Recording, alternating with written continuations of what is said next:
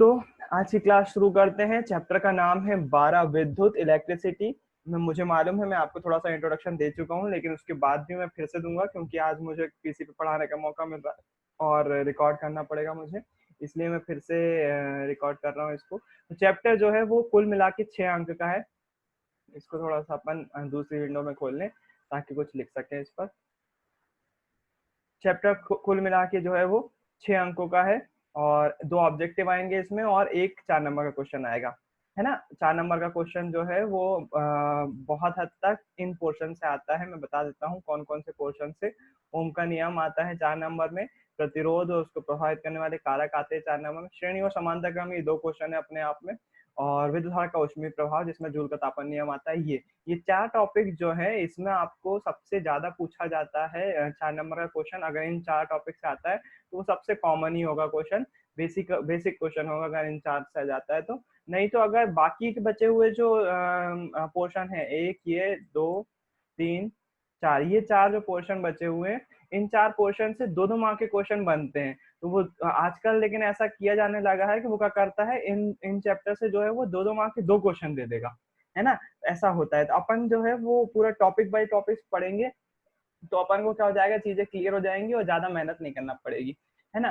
तो अब मैं क्या बोल रहा हूँ, अपन धीरे धीरे टॉपिक स्टार्ट करेंगे। तो इस चैप्टर में सबसे पहले जो टॉपिक आने वाला है वो आने वाला है विद्युत धारा किसको बोलते हैं, जिसको इंग्लिश में आप बोलते हो करंट, है ना। वो करंट क्या होता है, कैसे जनरेट होता है वो करंट, उसको जानेंगे। उसके बारे में आज ही हम फिर से बात करेंगे। विद्युत धारा क्या होती है एक बार फिर से नए तरीके से समझेंगे उसको। उसके बाद पढ़ने वाले हैं विभव विभवांतर, ये होता है वोल्टेज, है ना। तो ये 2 टर्म है जो आप बहुत बार सुनते होंगे। वोल्टेज के बारे में भी आपने बहुत बार सुना होगा। वोल्टेज और करंट दोनों ही टर्म जो है वो हमारी डेली लाइफ में बहुत ज्यादा यूज की जाती है। करंट भी बहुत ज्यादा यूज की जाती है और वोल्टेज भी यूज किया जाता है। लेकिन हम जो है वो नॉर्मली जो अगर जानता नहीं है इलेक्ट्रिसिटी, वो इन दोनों टर्म को जो है वो बराबर समझ लेता है, करंट और वोल्टेज दोनों को सेम मान लेता है। जबकि दोनों ही टर्म जो है वो डिफरेंट है अपने आप में। करंट की मान अलग, करंट का वैल्यू अलग होती है, करंट का मान अलग होता है, करंट की परिभाषा अलग होती है, उसको नापने का तरीका अलग होता है और उसको उसकी इकाई भी अलग होती है। ऐसे वोल्टेज भी जो है वो वोल्टेज की परिभाषा अलग होती है, उसको नापने का तरीका अलग होता है, उसका इंस्ट्रूमेंट जिससे नापते हैं वो अलग होता है, इसकी इकाई अलग होती है। वो दोनों में बहुत ज्यादा डिफरेंस है ना। लेकिन इन दोनों में डिफरेंस के साथ साथ जो है कुछ ना कुछ समानता भी है। करंट को आई से लिखते हैं और वोल्टेज को वी से लिखते हैं, दोनों में समानता भी है। उस समानता को ओम नामक वैज्ञानिक ने बताया था, उसको हम ओम का नियम कहते हैं, है ना। उन्होंने क्या करा था, आई और वी के बीच संबंध स्थापित कर दिया था, करंट और वोल्टेज के बीच जो है संबंध स्थापित कर दिया था। ओम उनका नाम था जिसके कारण से वो जो है ओम का नियम कहलाया। इसके बाद क्या, उसके बाद एक और बीच में चीज आएगी, विद्युत परिपथ क्या होते हैं, विद्युत परिपथ या विद्युत आरेख क्या होते हैं। यहाँ पर आपको एक चीज दिख रही होगी, आपको जस्ट साइड में एक बल्ब जलता हुआ दिख रहा होगा। बल्ब के 2 सर्किट दिखाई दे रहे हैं आपको। ये वाला पहला वाले सर्किट में देखो, यहाँ पर जो है वो ये बैटरी लगाई हुई उन्होंने, प्लस टर्मिनल माइनस टर्मिनल, यहाँ विद्युत धारा आई, ये यहाँ पर जो है वो खुली हुई है ना। ये स्विच बताया हुआ है, स्विच खुला हुआ है और यहाँ से दूसरा कनेक्टर लगा हुआ। आपने बल्ब के नीचे देखा होगा 2 चीज होती हैं, है ना। एक नीचे अच्छा, नीचे जो होता है वो एक का हिस्सा होता है और एक जो साइड का हिस्सा होता है वो एक हिस्सा होता है। दोनों अलग अलग हिस्से होते हैं। या फिर आपने ये वाले अपने आप बल्ब जो होते हैं वो कुछ इस प्रकार से रहते हैं। नीचे आप देखोगे तो उसके 2 टर्मिनल होते हैं, बल्ब के नीचे आप देखोगे कुछ ऐसे ऐसे 2 टर्मिनल होते हैं, है ना। तो वो एक प्लस का होता है, एक माइनस का होता है। तो ऐसे यहाँ पर भी अमेरिका में या फिर दूसरे कंट्रीज में क्या होता है, वो नीचे वाला एक हिस्सा रख देते हैं और जो इसके आजू बाजू चूड़ी वाला हिस्सा होता है वहां चूड़ी वाले बल्ब होते हैं, तो चूड़ी वाले बल्ब जो है वो कनेक्शन कनेक्शन कर देते हैं। तो वो अलग, थोड़ा सा बल्ब का स्ट्रक्चर अलग होता है, बाकी टर्मिनल 2 ही रहते हैं। तो यहाँ से प्लस पॉइंट आया और यहाँ से चला गया। इसी चीज को नीचे देखो, उन्होंने क्या करा, वो की जो है वो बंद कर दी। ऊपर खुली हुई थी ना की, देखो यार की खुली हुई है, की खुली हुई है तो करंट जो है वो इससे जा नहीं पा रहा है। जब इन्होंने की को बंद कर दिया तो करंट जो है वो आसानी से इसके थ्रू चला जा रहा है और बल्ब में से होता है, बल्ब में जाता है, बल्ब में तंतु जलता है और फिर वापस जो है वो बैटरी में कनेक्शन आ जाता है। तो इसको, इस तरह के सर्किट को बोलते हैं विद्युत परिपथ। इस तरह की जो व्यवस्था होती है जिसमें हम किसी विद्युत युक्ति को चला रहे होते हैं, वो व्यवस्था कहलाती है विद्युत परिपथ। तो इसमें क्या करते हैं हम, जाहिर सी बात है, देखो यहाँ पर हमने बल्ब बना दिया, क्या हर चीज हम बनाएंगे? जैसे अगर मेरे को बताना है कि पंखा कैसे चलता है, तो पंखा में को ऐसा बताना पड़ेगा क्या हर बार बना के? कितना गंदा दिखेगा, है ना, बहुत ज्यादा गंदा दिखेगा। ये गंदा दिखेगा और ये पंखा होगा। अब मोटर अगर आएगा, मोटर लगाना है तो मैं मोटर बनाऊंगा क्या हाथ से? हर बार ऐसे ऐसे मोटर, और कैसे बनाऊंगा मोटर? पानी की जो मोटर होती है वो हर बार ऐसे बनाना पड़ेगा क्या मुझको? और ऐसे कैसे बनाएंगे? तो इन्होंने क्या करा, जो साइंस मतलब जो वैज्ञानिक थे, उन्होंने क्या करा, इन सब चीजों को टुकड़ों में बांट लिया, कि इनको सिंबलाइज कर लिया। सिंबलाइज कर लिया मतलब इन लोग के प्रतीक बना लिए। जैसे यदि हम बैटरी बनाते हैं तो बैटरी को जो है वो ऐसा ना बनाकर, ऐसा ना बनाकर कैसा बनाओ, वो प्रतीक चिन्ह उसका ऐसा होता है। ये बैटरी का प्रतीक चिन्ह हो जाता है। बड़ा डंडा प्लस दिखाता है, छोटा डंडा माइनस दिखाता है। ये दोनों डंडे बराबर होते हैं, साइज में दोनों सेम रहते हैं, ये छोटा वाला भी इसके साइज। इस प्रकार क्या करा उन्होंने, अलग अलग युक्तियों के सिंबल बना लिए। बल्ब का जो सिंबल बनाया वो कुछ ऐसा बनाया। बल्ब आपको यहाँ पर ऐसा दिख जरूर रहा है, लेकिन बल्ब जो बनता है वो कुछ ऐसा दिखता है, ऐसा दिखता है ना। और उसको ऐसा गोल कर, ये बल्ब का सिंबल हो जाता है। तो वो सिंबल के बारे में, ये परिपथ कैसा बनता है उसके बारे में एक टॉपिक आएगा, जिसको हम देख रहे हैं विद्युत परिपथ और आरेख के मामले में हम देखेंगे कि यह क्या आता है। ओम का नियम मैंने बताया आपको, वी और आई के बीच संबंध जो है वो स्थापित कर दिया। आई व वी के बीच जो है वो संबंध स्थापित हो गया। उन दोनों के संबंध को जो है वो हम ओम के, ओम नामक वैज्ञानिक ने दिया था। तो उन्होंने जो है वो आई और वी यानी कि करंट और वोल्टेज के बीच संबंध दिया था। वो हम देखते हैं ओम के नियम में। ओम के नियम में नई चीज के निर्माण होता है, जिसको हम बोलते हैं प्रतिरोध। एक नई चीज हमको पता चलती है, सीखने को मिलती है ओम के नियम में। जब आई और वी को हम कंपेयर कर रहे होते हैं तो हमारे पास एक नई फिनोमेना आता है, नई टर्म आती है प्रतिरोध, जिसको इंग्लिश में बोलते हैं रेजिस्टेंस, है ना। रेजिस्टेंस ऐसे कलरफुल चीजें होती हैं जो आपने कभी कई बार जो है वो टीवी के जो बोर्ड होते हैं वहां पर लगे हुए देखे होंगे। वो इस कलर के अलग से रंग बिरंगे जो है वो ऐसे प्रतिरोध होते हैं, इनको ही प्रतिरोध बोलते हैं। और इसकी जो लाइनिंग होती है, वो लाइनिंग इसकी कोड होती है। इसको पढ़ने के लिए कि उस रेजिस्टेंस की वैल्यू कितनी है वो जानने के लिए इस पे अलग अलग रंग की जो है वो लाइनिंग होती है ना। वो लाइनिंग के कारण से हम इसको कोडिंग को पता लगा लेते हैं कि किसी प्रतिरोध का जो वैल्यू है, उसका मान जो है, या फिर अपन बोल सकते हो मैग्नीट्यूड, है ना, उसका परिमाण कितना है, मैग्नीट्यूड कितना है, परिमाण, मैग्नीट्यूड।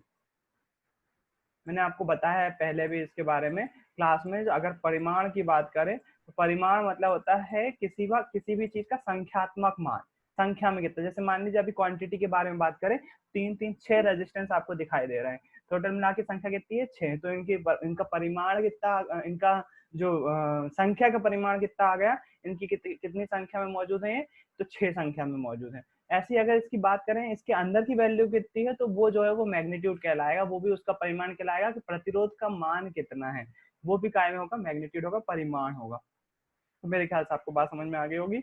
मैग्नीट्यूड के बारे में चर्चा कर चुके हैं अपन कि किसी चीज का संख्यात्मक मान, संख्या, केवल संख्या जो है वो उसका परिमाण कहलाती है। अच्छा, ये प्रतिरोध तो पढ़ेंगे ही, इसके साथ साथ इसको प्रभावित करने वाले कारक भी देखने वाले हैं कि प्रतिरोध कौन कौन से कारक प्रभावित करते हैं। अगर हम चालक तार को लंबा कर दें तो क्या होगा, अगर हम इस चालक तार को मोटा कर दें तो क्या होगा, अगर हम तापमान बढ़ा दें, टेम्परेचर जो है वो बढ़ा दें यदि, तो क्या होगा, तापमान कम कर दें तो क्या होगा। ये सारी चीजें अपन इसमें देखेंगे, प्रतिरोध को कैसे कैसे कारक जो है वो प्रभावित करते हैं, कब कब प्रतिरोध कम ज्यादा होता है, वो सारी चीजें आएंगी इसमें। इसके बाद श्रेणी क्रम और समांतर क्रम। अब श्रेणी क्रम और समांतर क्रम क्या होता है, उसमें जो है जो युक्तियां जो है वो एक दूसरे से जोड़ी जाती हैं, युक्तियां एक दूसरे से जोड़ी जाती हैं। तो वो, अच्छा एक और बात मैं यहाँ पर बताना भूल गया, ये जो सर्किट दिख रहा है आपको, ये ओम के नियम का सर्किट है। ओम के नियम में ऐसा ऐसा ये पढ़ना सीखेंगे अपन, ये क्या होता है, ये आसानी से समझ में आ जाएगा, बहुत मजे आएंगे इसको पढ़ने में। ये इसी में आएगा, विद्युत परिपथ और आरेख में, कि कैसे कोई सा सर्किट बनाते हैं, है ना। श्रेणी क्रम समांतर क्रम क्या होता है, श्रेणी क्रम समांतर क्रम एक व्यवस्था है। देखो आपके पास अगर 2 या 3 बल्ब है मान लीजिए, है ना, 3 बल्ब है, ये मान लीजिए 3 बल्ब है, तो इसको आप 2 तरह से जोड़ सकते हो। एक तो ऐसे जोड़ सकते हो, इसके सभी के 2 टर्मिनल होंगे, 2 टर्मिनल मतलब कि 2 उसमें पॉइंट होंगे, एक प्लस का एक माइनस का, हर एक बल्ब में। तो इसको अपन 2 तरह से जोड़ सकते हैं। एक तो एक काम करो कि आपने इधर से तार जोड़ा, दूसरा तार इसके टांग से इसको जोड़ दो, इसके टांग से इसको जोड़ दो, और दूसरा तार जो है वो इससे ले लो आप दो। एक ऐसे जोड़ सकते हो, या फिर ऐसा भी जोड़ सकते हो। एक काम करो, यहाँ पर जो आपने तार दिया, इसको दिया, इसी तार को इस बल्ब से जोड़ा, इसी तार को इस बल्ब से जोड़ा, और इसी तार को बाहर इसको इसको इससे जोड़ दिया। फिर उसका दूसरा तार लिया आपने, मान लीजिए रेड कलर का तार लिया, उसको जो है वो इससे जोड़ा, और दूसरे तार को जो है वो इससे जोड़ा, और दूसरे तार को इससे जोड़ा, और इसको जो है वो आपने बोर्ड से, तो इसको अपन ने प्लस से जोड़ दिया बोर्ड में और इससे माइनस से जोड़ दिया, तो बल्ब अभी भी जलेंगे और उस कंडीशन में भी जलेंगे। ये दोनों जो है वो क्रम कहलाते हैं। मतलब अपन बल्ब जो है वो दो तरह से जोड़ सकते हैं, दो प्रकार की व्यवस्था में देख से जोड़ सकते हैं। वो व्यवस्थाएं क्या होती है, डीप में इस टॉपिक में पढ़ेंगे कि श्रेणी क्रम क्या होता है और समांतर क्रम क्या होता है, इस टॉपिक में आने वाला है। और ये फिर से एक बार इस बार के लिए बहुत ज्यादा इंपॉर्टेंट टॉपिक है और आपको इसका डेरिवेशन सॉल्व करना पड़ेगा। बहुत छोटा सा डेफिनेशन है, बहुत आसानी से बनेगा, बहुत मजा आएंगे इसको करने में, है ना। फिर उसके बाद क्या, और प्रैक्टिकल भी देखेंगे इसका, तो है ना। इसमें प्रैक्टिकल अपन कौन कौन से देखने वाले हैं, मैं टॉपिक समझा दूं उसके बाद बता रहा हूँ प्रैक्टिकली कौन कौन से देखेंगे। विद्युत धारा का ऊष्मीय प्रभाव, विद्युत धारा का ऊष्मीय प्रभाव अगला टॉपिक रहेगा आपका। मैंने आपको पहले ही बताया है शायद, विद्युत के दो प्रभाव मेन है। पहला जो है वो ऊष्मा, ऊष्मा का प्रभाव है। जब विद्युत धारा प्रभावित होती है तो ऊष्मा उत्सर्जित होती है, पहला ऊष्मा का प्रभाव है। और दूसरा जो प्रभाव है वो है चुंबकीय प्रभाव, है ना। ये चुंबकीय प्रभाव इतना ज्यादा बड़ा है कि अगला पूरा चैप्टर आपका इसी से भरा हुआ है। अगला पूरा चैप्टर जो है वो चुंबकीय प्रभाव से ही पूरा भरा हुआ है, तो इतना वास्ट टॉपिक है, इतना बड़ा टॉपिक है। बाकी ऊष्मीय प्रभाव जो है वो इस चैप्टर में जोड़ दिया गया है, और इस चैप्टर में जो चुंबकीय प्रभाव के बारे में अगले चैप्टर में चर्चा करेंगे। ऊष्मीय प्रभाव में क्या देखते हैं हम, ऐसी डिवाइसेस जो कि ऊष्मा से चलती हैं, विद्युत और विद्युत धारा प्रवाहित की जाती है और ऊष्मा उत्सर्जित करती है। जैसा कि आपको स्क्रीन पे यहाँ पर दिख रहा है इस समय, बल्ब और प्रेस, है ना, ये विद्युत धारा के ऊष्मीय प्रभाव पे ही काम कर रहे हैं। क्या होता है ये ऊष्मीय प्रभाव, कैसे युक्तियां ये काम करती हैं, उस पर हम बात करेंगे इस टॉपिक में कि विद्युत धारा का ऊष्मीय प्रभाव क्या होता है। इसके बाद देखेंगे विद्युत शक्ति क्या होती है ना। शक्ति के बारे में 9th क्लास में अपन थोड़ा बहुत पढ़ चुके हैं कि हम पावर किसको बोलते हैं, शक्ति किसको बोलते हैं, वो चीज हम थोड़ी बहुत देख चुके हैं 9th क्लास में कि शक्ति किसको बोलते हैं। और मैंने आपको बताया भी शक्ति की यूनिट जो है वो वॉट होती है, वॉट होती है ना। और अपन ने शायद कई युक्तियों की शक्तियां कैलकुलेट भी करी हैं कि कैसे कैसे शक्तियां कितनी कितनी होती हैं, अगर हम कितनी देर चलाएंगे कोई चीज तो वो कितनी देर तक कितनी ऊर्जा खपत करेगी, वो सारी चीजें हम देख चुके हैं। तो ये विद्युत शक्ति में देखने वाले हैं। अब मैं आगे पहला टॉपिक शुरू कर रहा हूँ, उस टॉपिक का नाम है विद्युत धारा। तो विद्युत धारा क्या होती है उसके बारे में चर्चा करने के लिए हम जो है वो आते हैं यहाँ पर और इसकी बात करते हैं। यदि हम, आपने ये सब चीजें बहुत बार देखी होंगी, ये बिजली को चमकते हुए बहुत बार देखा होगा। यदि दो तार बैटरी से पास लाए तो ऐसी चिंगारी स्पार्किंग होती हुई दिखी होगी। तो ये जो है वो बिजली जो है ना, इसका बहुत हद तक लेना देना है विद्युत धारा से, है ना। इसको समझाने के लिए मुझे जो है वो इसको एडिटिंग स्क्रीन यानी कि पेंट की स्क्रीन पर लाना पड़ेगा। इसको समझाने के लिए आपको एक काम करिए, आप ये स्पार्किंग तो ठीक है अपनी जगह, आवेश एक दूसरे से टकराते हैं प्लस माइनस, इन दोनों के टकराने के कारण से क्या होती है, स्पार्किंग होती है। ये तो आप सभी को पता है ना। अभी हम जो बात कर रहे हैं वो करंट की बात कर रहे हैं, तो उसके लिए आप एक बात समझिए। यदि मान लीजिए कोई कॉपर का तार है, एक किसी कॉपर के तार का आपको इमेजिनेशन करना पड़ेगा कि ये बेलनाकार होगा ना, उस तार को हम जूम करके देख रहे हैं, पूरी तरह से कॉपर भरा हुआ है इसके अंदर होगा, तांबा इसके अंदर पूरी तरह से भरा हुआ होगा, भरा होगा कि नहीं। तांबे का कलर लगभग लगभग इस कलर का होगा मान लीजिए, पूरी तरह से इसमें क्या भरा हुआ, तांबा भरा हुआ। हमने इसको अभी और जूम करके देखा, तो एक बात तो आपको पता है कि कोई भी तत्व जो है वो बहुत सारे अणुओं से मिलकर बना हुआ होता है ना, अणुओं से मिलकर बना हुआ होता है। तो अणु हमको दिखाई देंगे, यदि हम पास करके देखेंगे तो यहाँ पर जो है वो कॉपर के अणु दिखाई देंगे हमको। कॉपर जो है वो जाहिर सी बात है बहुत छोटे होंगे, नॉर्मल आंखों से नहीं देख सकते हम, लेकिन फिर भी अणु तो दिखाई देंगे। अच्छा, अणु के अंदर और अगर जूम करके देखोगे आप तो आपको जो है वो परमाणु दिखाई देंगे। अणु जो है वो बहुत सारे ऐसे मिलकर बना होता है, परमाणु से मिलकर बना हुआ होता है। जो कि ये कॉपर का परमाणु है, तो सारे अणु एक जैसे होंगे, सारे परमाणु एक जैसे होंगे। यहाँ जो है वो कॉपर आपको दिखाई देगा हर जगह पर, बहुत छोटे होंगे जाहिर सी बात है। मैं क्या अगर इसको पास से देखूंगा, अच्छा अणु परमाणु से बनते हैं और परमाणु कैसे मिलकर बने होते हैं, इलेक्ट्रॉन प्रोटॉन और न्यूट्रॉन से मिलकर बने हुए होते हैं। कैसे, इलेक्ट्रॉन प्रोटॉन और न्यूट्रॉन से मिलकर बने हुए होते हैं। तो वही चीज जो है वो यहाँ पर अगर हम देखें, इसको और ज्यादा पास करके देखें तो आपको एक चीज नजर आएगी, वो चीज होगी इलेक्ट्रॉन प्रोटॉन और न्यूट्रॉन, इलेक्ट्रॉन प्रोटॉन और न्यूट्रॉन, है ना। मैं इसको अगर और ज्यादा जूम करके देखूं, कॉपर के इसके बारे में बात करूं, पर एक परमाणु के बारे में बात करूं, तो आप परमाणु उसका इलेक्ट्रॉन प्रोटॉन न्यूट्रॉन, इलेक्ट्रॉन की संरचना कैसे भरी जाती है वो आप 9th क्लास में सीख चुके हो। वही अपन यहाँ पर एक चीज यहाँ पर संरचना बना सकते हैं। मान लीजिए कॉपर का जो, मान लीजिए क्या, कॉपर का परमाणु क्रमांक जो सिंबल होता है वो क्या होता है, Cu। कॉपर का सिंबल क्या होता है, Cu। और इसका परमाणु क्रमांक कितना होता है, 29 होता है। परमाणु क्रमांक कितना होता है? 29 होता है। अगर मैं इसके इलेक्ट्रॉन बिंदु संरचना बनाना चाहूँ तो वो कुछ इस प्रकार बनेगी, है ना। वो मैं बनाता हूँ। तो उसके लिए हम क्या करते थे, पहले तो बनाते थे उसका नाभिक, फिर उसके बाद उसकी पहली कक्षा,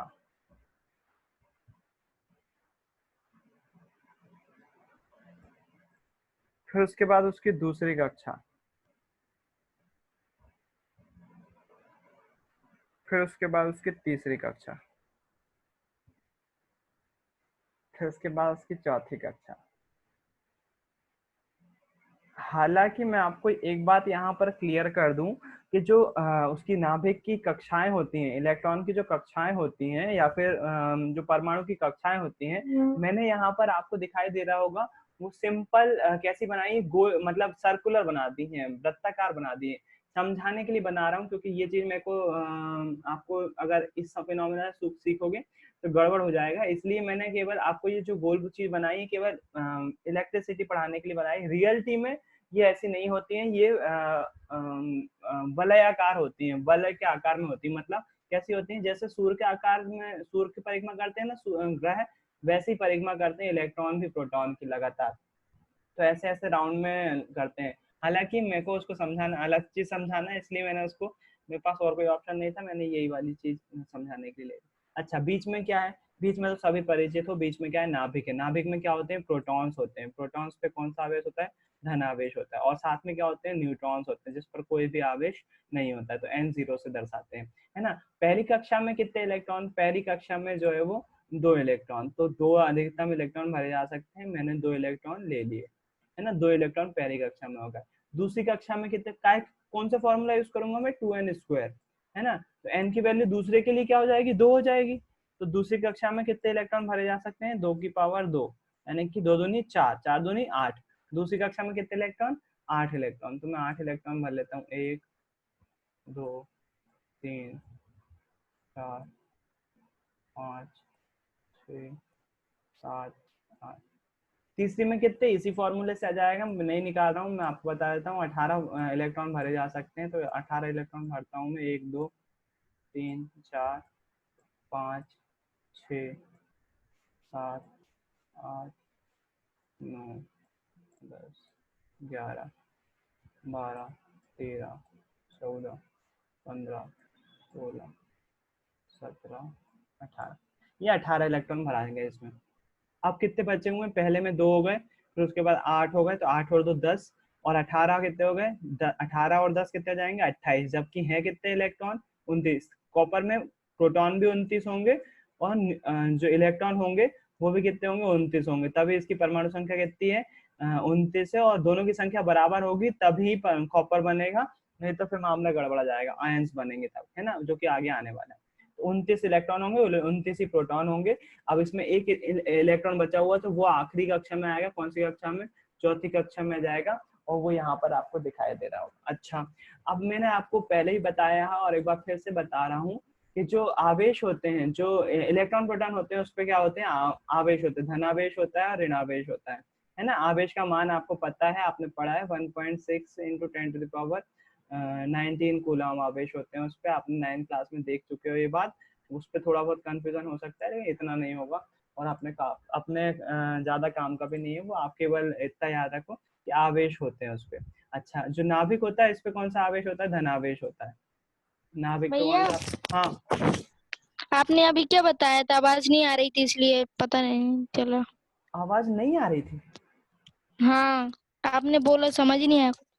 अच्छा, इंटरनेट की वजह से हो रहा है वो, फिर से इंटरनेट नाटक कर रहा है। हेलो, अब आ रही है? अभी आ रही है ना आवाज? हाँ भैया। हाँ, तो वो मैं ये बोल रहा था, आपको पता है कि एक इलेक्ट्रॉन पर कितना आवेश होता है? एक इलेक्ट्रॉन पर 1.6 × 10⁻19 कूलम जो है वो आवेश होता है। वो आपको जहाँ तक है अभी पता होना चाहिए, 9th क्लास में आपने पढ़ा हुआ है, तो उस पर कितना आवेश होता है। इसके साथ साथ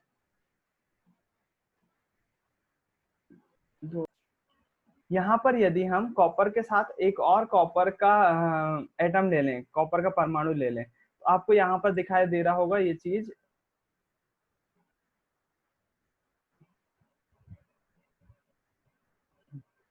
ये कॉपर का हमने एक और एटम ले लिया यदि, तो अब होगा क्या, जब भी ये इलेक्ट्रॉन जो हाईली अनस्टेबल है, आखिरी वाला जो इलेक्ट्रॉन है जो कि हाईली अनस्टेबल है, अच्छा इसके बाद जो बगल में आपको मालूम है ना, यहाँ पर आपने कॉपर की संरचना देखी, परमाणु एक दूसरे से बिल्कुल जुड़े हुए हैं, बिल्कुल साथ साथ जुड़े हुए हैं, बिल्कुल, है ना। तो जब भी हम इसको थोड़ी बहुत भी ऊर्जा देते हैं, वो कैसी ऊर्जा देते हैं मैं आपको बताता हूँ कैसे देता हूँ। जैसे मान लो उदाहरण के लिए, ये कॉपर तार को हमने क्या कर दिया, बैटरी से जोड़ दिया। इस कॉपर तार को हमने बैटरी से जोड़ दिया। बैटरी का साइन अभी समझ लीजिए, यही होता है, आगे भी आपको बताऊंगा मैं कैसा होता है। बैटरी से इसको जोड़ दिया, आप चाहो तो नॉर्मल बैटरी बना सकते हो, वो अभी मुद्दा वो नहीं है, मुद्दा कुछ और है। यहाँ से जो है वो हमने इसको बैटरी समझ। अच्छा बैटरी क्या है, बैटरी एक सोर्स है, विद्युत धारा का सोर्स है, उसमें ऑलरेडी विद्युत जो है वो स्टोर की गई है, थोड़ी बहुत मात्रा में या ज्यादा मात्रा में, अपने अलग अलग कैपेसिटी के हिसाब से विद्युत स्टोर की गई। जब इससे ऊर्जा इधर दी जाती है, किसमें, कॉपर के तार में दी जाती है, जब इसमें दी जाती है तो क्या होता है, जो परमाणु पास पास हैं, वो परमाणु जो है वो इस जो उपस्थित आखिरी इलेक्ट्रॉन है उसको ऊर्जा मिलती है। इसको जब ऊर्जा मिलती है ना, एनर्जी मिलती है, तो ये जो है वो एनर्जी पाके इतरा जाता है और इस कॉपर का साथ छोड़ देता है और कॉपर के अगले एटम में जो है वो आ जाता है, यहाँ पर आ जाता है, यहाँ पर एंटर कर जाता है, क्योंकि जुड़े हुए हैं वो तो सब परमाणु आपस में जुड़े हुए हैं, है ना। इस इधर से जंप करा इसने और इधर आ गया। सेम केस लगातार चलता रहता है, सेम केस जो है वो लगातार चलता रहता है। और परमाणु तो एक के बाद एक जो है वो जमे हुए हैं लगातार वहां पर, क्योंकि एक कॉपर के उसमें जो है वो ढेर सारे करोड़ों परमाणु होंगे कॉपर के, है ना। एक जरा से तार में, अगर जरा सा तार का टुकड़ा लेंगे, अगर हम हाथ के बराबर तार का टुकड़ा लेंगे, तो उसमें एक के बाद एक परमाणु आपको जुड़े हुए दिखाई देंगे, वो लगातार एक दूसरे से जुड़े हुए हैं, अटैच हैं, है ना। और जैसे हम उसको यहाँ से थोड़ी बहुत भी ऊर्जा देते हैं, तो ऊर्जा देने से क्या हो जाता है, वो एक इलेक्ट्रॉन जो है वो आखिरी में जो रखा हुआ है उसको ऊर्जा मिलती है और वो जंप करके अगले परमाणु में चला जाता है। और सेम केस जो है वो लगातार चलता रहता है। तो इलेक्ट्रॉन की देखो जंपिंग हो रही है, जैसे अपन ने उसको ऊर्जा दी, वो यहाँ से यहाँ आया, फिर उसका यहाँ से यहाँ गया, एक के बाद एक इलेक्ट्रॉन जो है वो जंपिंग शुरू हो जाती है, इलेक्ट्रॉन जो है वो फ्लो होना चालू हो जाते हैं। और इसी फ्लो ऑफ इलेक्ट्रॉन को, इसी फ्लो ऑफ इलेक्ट्रॉन्स को हम बोलते हैं क्या, करंट। फ्लो ऑफ इलेक्ट्रॉन्स को हम बोलते हैं करंट, है ना। अच्छा ये एक फिनोमिना है जो कि पहले बहुत ज्यादा हद तक माना गया, ये बिल्कुल ऐसा माना गया कि अपन जब भी ऊर्जा देते हैं परमाणु में, तो एक जो आखिरी का इलेक्ट्रॉन है वो जंपिंग चालू कर देता है, इलेक्ट्रॉन मूव होना चालू कर देता है, और जो है वो क्या बना लेता है, वो आयन बना लेता है, और उसी आयन के फ्लो होने की वजह से जो है वो इलेक्ट्रॉन फ्लो होने की वजह से जो है वो करंट होता है। हालांकि इस फिनोमिना में जो इलेक्ट्रॉन जंपिंग हुई, बोले इलेक्ट्रॉन फ्लो ऑफ इलेक्ट्रॉन को जो है वो करंट बोलते हैं। इस सिद्धांत को जब स्टार्टिंग में अपनाया गया, उसके बाद उसका जब अध्ययन किया गया, तो उसमें बहुत सारी जो है वो कमियां पता चली, और वो कमियां इतनी ज्यादा गहरी हैं कि अभी भी इस पर जो विद्युत धारा पर है, उस पे एक मत नहीं हो पाए साइंटिस्ट, कोई कुछ बोलता है, कोई कुछ बोलता है। जैसे अभी आपकी बुक में ही आप देखोगे, आगे इसी चीज को जो डिफाइन किया हुआ है, वो बोला गया है, विद्युत धारा की डेफिनेशन पहले जो बताई जाती थी वो पहले यही पढ़ाई जाती थी कि विद्युत धारा जो है वो इलेक्ट्रॉन का फ्लो है, मतलब फ्लो ऑफ इलेक्ट्रॉन को क्या बोलते हैं हम, करंट बोलते हैं। जो इलेक्ट्रॉन अगर बह रहे हैं तो उनको क्या बोलेंगे हम, विद्युत धारा बोलेंगे, करंट बोलेंगे। लेकिन आगे वैज्ञानिकों ने इसको और मॉडिफाई किया और डेफिनेशन को और ज्यादा सही बनाते हुए उन्होंने बोला कि इलेक्ट्रॉन के फ्लो होने को जो है वो हम करंट नहीं बोल सकते, वो गलत डेफिनेशन है। सही डेफिनेशन जो है वो आवेश प्रवाह की दर जो है वो उसको बोलते हैं हम क्या, विद्युत धारा। इसको आवेश प्रवाह की दर को। तो आवेश कैसे बनते हैं, आवेश भी सेम टू सेम यही बन रहे होते हैं। जैसे अगर हम इस केस की बात करें